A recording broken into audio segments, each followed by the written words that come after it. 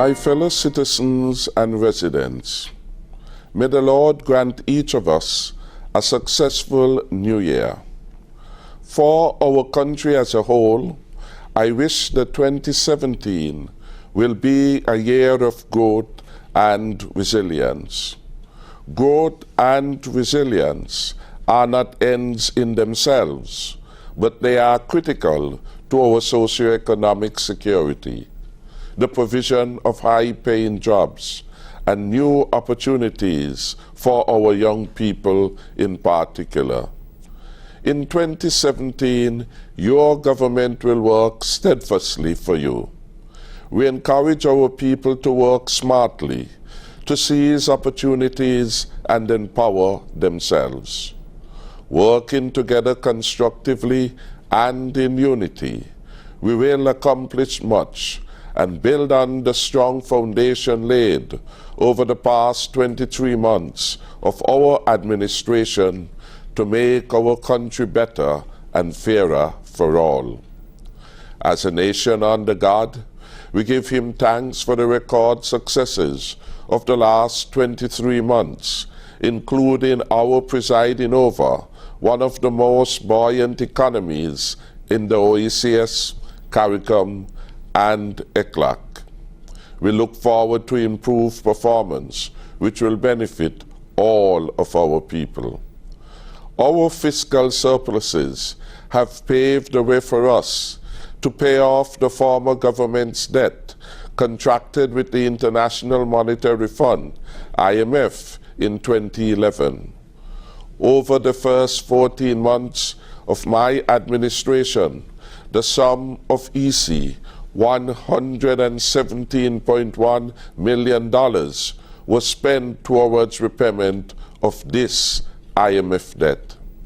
We have signaled by this payment that never again should our country be mismanaged to the extent that it needs a bailout from the IMF of the magnitude made necessary by the former administration.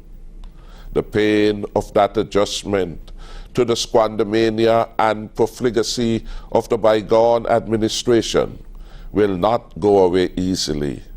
The haircuts have disfigured many institutions, compromised their viability, led to the suspension of increments for our hard-working civil servants for 3 years in a row. An 85% increase in electricity tariff was imposed, and significant increases we witnessed in our water bills. Indeed, this was a dark and harsh period, which while we remember, we must be careful never to repeat. Our approach to development is people-centered, and we want more of our nationals to be at the fulcrum of economic development in St. Kitts and Nevis.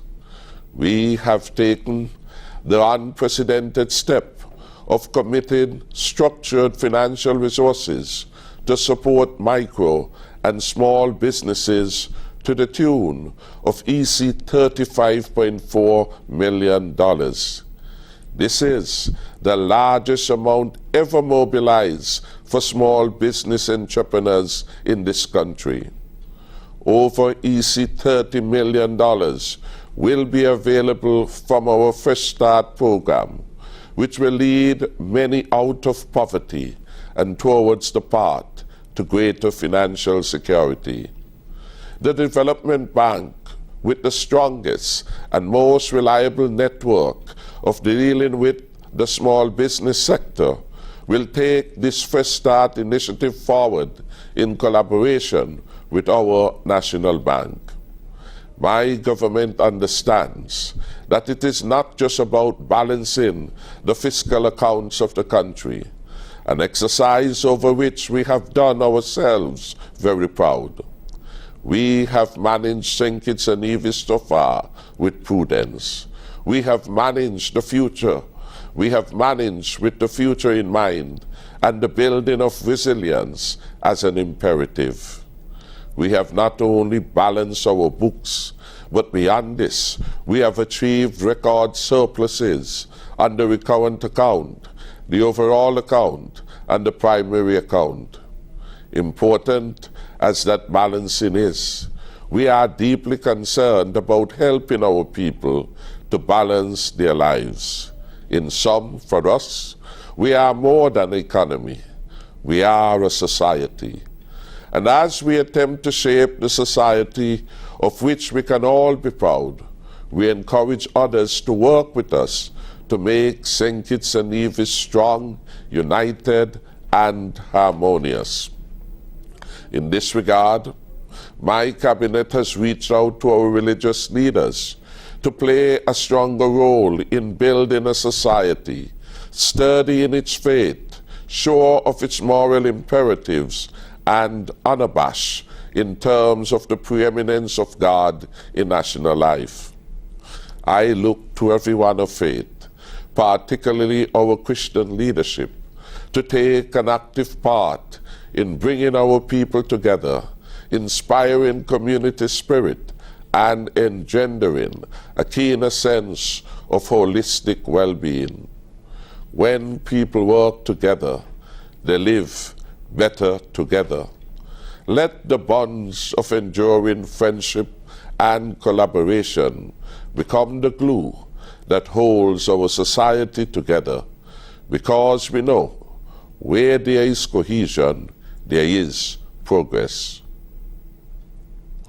We intend to build a more ennobling society. This task is for each and every one of us.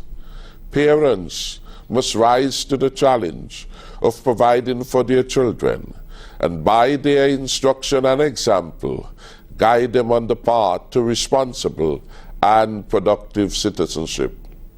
Our security officers and police, in particular, must hold true to their motto, to serve and to protect. Our business people must be fair and honest and practice good corporate social responsibility. The Bar Association must be ready to deal with issues of unfairness, shortchanging, and general unethical conduct by members of the bar, if and when such charges are brought. The level of debate in Parliament should be a good reflection of us. I appeal to all members of Parliament to be on their best behavior, to abide by the ruling of the Speaker, and even when displeased by any such ruling, to let decorum prevail. The opposition should be constructive. An opposition that lost the trust and faith of the electorate cannot continue along the old recalcitrant path that led to its near demise. 2017 is destined to be a defining moment, a time of decision. It is imperative that our commercial banks do more to provide financial resources at affordable rates to those who need it. We understand the need for banks to maintain their balance sheets, preserve their asset base, and pay attention to their non-performing loans. Similarly, as a society, we have to balance the books without bringing undue hardship to people's lives. Our people, through their hard-earned deposits, have provided the wherewithal to our banks. We need our banks to offer softer terms to their customers as part of a broader and more holistic approach to their role in nation building. We will move forward a legislative framework that addresses our agenda of good governance, accountability, and transparency. It will reflect our standing as a responsible member of the international community. We will advance work on electoral reform, justice for workers, and reform of our education and health systems. We have provided honest information about our fiscal and economic performance, our citizenship by investment program, and immigration data more than in any period in our history. Our ministers have utilized the provision on the order paper for minister's statement to provide helpful information on a diverse range of matters of interest to the public, such as education, fiscal outcomes, healthcare, public safety, tourism, water, etc. We regularly lay audited accounts for public sector entities on the table of Parliament. The consistency with which we do this is a new norm and a fresh start in terms of transparency and accountability. Good governance is the norm by which we conduct the nation's business. We appreciate that there will always be work to do in the area of good governance as system, laws, and the expectations of society change. Therefore, we will be attentive to these developments. We will do whatever we have committed to do in good time, in the context of our democratic mandate from the people. This mandate we cherish. In 2017, much more will be done for our people. We are confident that the people understand that all changes cannot come at once, and that change in culture takes time. We are a unity government. We were elected on a mandate to change things over the next 10 years. That is why we asked for a restriction on the tenure of the Prime Minister.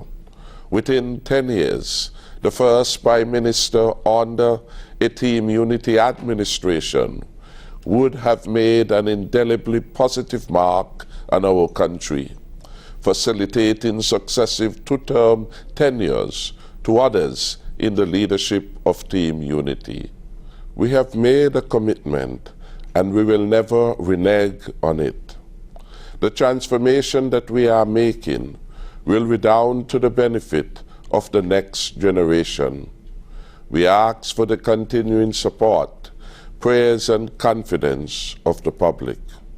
We are optimistic about the future. We are also confident that a better quality of life awaits our people. Our government will be engaged in the delivery of several capital projects that will improve and enhance the quality of life in our federation. Some very significant examples of these capital projects include the following. 1. The start of construction of the Bastia High School. This is a problem which we inherited from the bygone administration, and we are happy to resolve it. 2. Construction of several roads and housing projects. The failed housing policy of the dysfunctional bygone regime left too many projects without critical infrastructure, such as water, roads, and electricity. We inherited this huge problem, and we will fix it. Thirdly, the start of our housing program in St. Kitts and Nevis. Fourth, the start of construction of our second cruise pier. Fifth, the completion of the build-out of Black Rocks and the Frigate Bay Strip. Sixth, the build-out of the National Heroes Park, adjoining the Kim Collins Highway. Seventh, the upgrade of our playfields at Tabernacle Cayon in constituencies 3 and 4 to the tune of several $1 million. We understand the importance of sports as a vehicle for the constructive engagement of our young people, and also as an avenue for the fulfillment of their talent. 8. The heightened levels of investment in the health sector, with a focus on community-based health services, primary health care, pharmaceuticals, and the reconstruction of the Tabernacle Health Center. 9. Beyond the investment in our physical infrastructure, we will make substantial investments in the area of public safety and security as our CCTV project is initiated. 10. The reform of our justice system will be felt by the opening of our second High Court, as well as the addition of a fourth Magistrates Court. Early in the new year, the Committee of the Prerogative of Mercy shall be activated. It will consider appeals for clemency for several inmates of a magistrate's prison who have spent a significant amount of time in custody. Compassion and mercy are important attributes of our judicial system, and it is important that our response to crime be proportionate.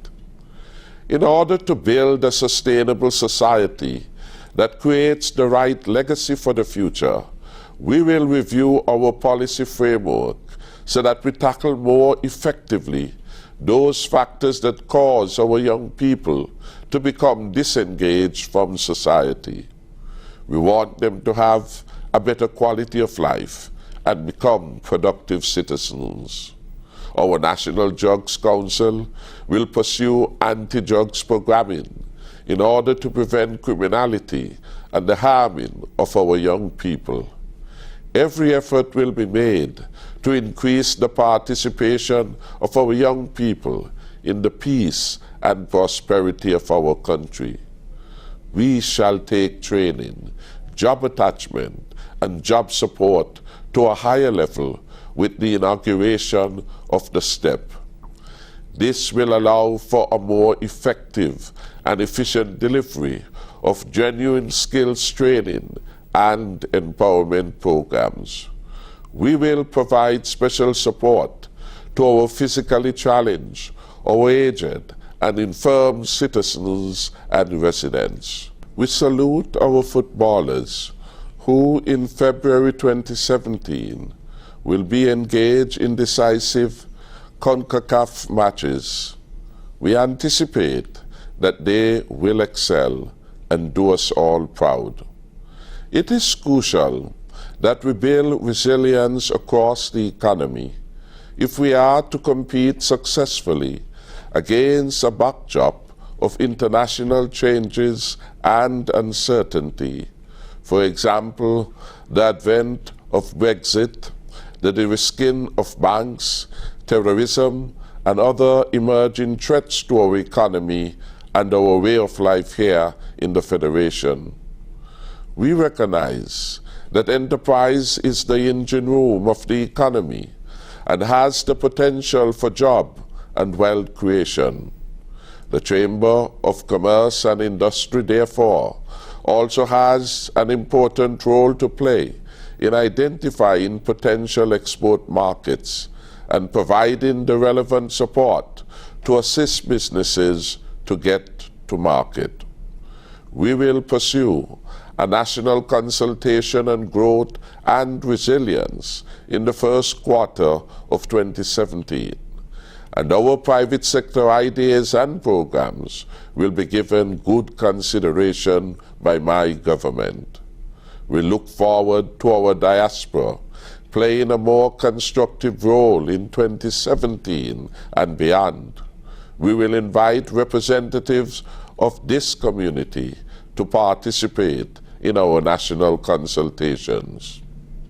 Renowned Scottish novelist and travel writer Robert Louis Stevenson, the author of Treasure Island, once penned these lines in the play Admiral Guinea, which he had co-written with William Ernest Henley. I quote, "Don't judge each day by the harvest that you reap, but by the seeds that you plant." End of quote. Our Twin Island Federation has much good seeds to plant in the hope of a bountiful harvest. As such, we should never take for granted the abundant beauty of the land and its people. We should together value our land highly, not at a distance as an object that does not belong to us, but as something that we all own and in which we all have a stake. Each of us, of all ages, genders, faiths, and socioeconomic status, has a stake in St. Kitts and Nevis. It therefore behoves us to actively participate in making it a great country that serves all of its citizens and residents well.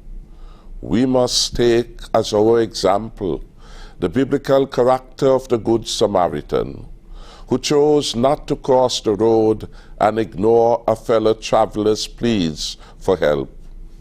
Like the Good Samaritan, we too are obligated to stop, to become involved, and to provide assistance to our fellow travelers on this life's journey. As we stand on the threshold of 2017, let us therefore, together in unity, go forward with a common purpose, vision, and mission. With God's blessings, we will today plant seeds that will blossom into a caring, peaceful, prosperous, and sustainable society for all. Let our mark on 2017 indelibly define St. Kitts and Nevis as a great nation teeming with potential. Let us also recognize that on this noble journey, each and every one of us will have a key role to play, a role that can neither be discounted nor ignored. May God bless all of you. May He also grant you peace and happiness in 2017. Happy New Year to all citizens and residents of St. Kitts and Nevis. May God bless us all. I thank you.